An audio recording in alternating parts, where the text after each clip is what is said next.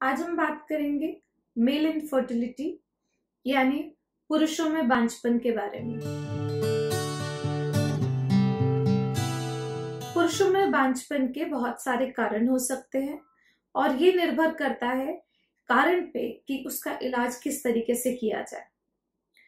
Mails में sperm production यानी शुक्राणु का उत्पादन टेस्टिस में होता है। ये टेस्टिस में बनने के बाद बाकी एसेसरी ग्लैंड्स की सिक्रीशन के साथ सीमेन की फॉर्म में इजैकुलेट में रिलीज होते हैं। इस पूरे रास्ते में, इस पूरे एनाटॉमिकल पार्ट में यदि कहीं पे भी कोई प्रॉब्लम होती है तो स्पर्म का प्रोडक्शन, सीमेन की क्वालिटी, स्पर्म की क्वालिटी सब अफेक्ट होती है। टेस्टिस जो स्पर्म का प्रोडक्शन करता है, यदि उसमें किसी तरीके का इन्फेक्शन हो, कोई ट्रॉमा हुआ हो, कोई बचपन की चोट हो जिसकी वजह से साइज रिड्यूस्ड हो, किसी प्रकार का कोई कैंसर हो, या फिर टेस्टिस अपने नॉर्मल पोजीशन पे ना हो, पेट में हो, उसकी वजह से भी स्पर्म प्रोडक्शन हैम्पर होता है। कोई जेनेटिक कारण जो वाई क्रोमोसोम को अफेक्ट करता है वो भी स्पर्म प्रोडक्शन को खराब करता है और स्पर्म का सही तरीके से बनावट, उत्पादन नहीं हो पाता है। जो डक्ट होती है जो इन स्पर्म्स को कैरी करती है इजैकुलेट में, उसमें यदि किसी तरह की रुकावट हो, कोई इंजरी हुई हो, कोई ग्लैंड्स का इन्फेक्शन हो, वो सब स्पर्म्स की क्वालिटी को, सीमेन की मात्रा को अफेक्ट करते हैं।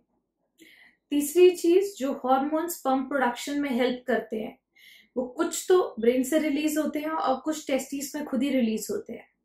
इनकी टेस्टिंग से जाना जा सकता है यदि स्पर्म प्रोडक्शन हार्मोन की वजह से गड़बड़ाया हुआ तो नहीं है। चौथा कारण लाइफस्टाइल, डाइट, एक्सरसाइज और मोटापा, ये तीनों ही चीजें डायरेक्टली स्पर्म प्रोडक्शन में रोल प्ले करती हैं।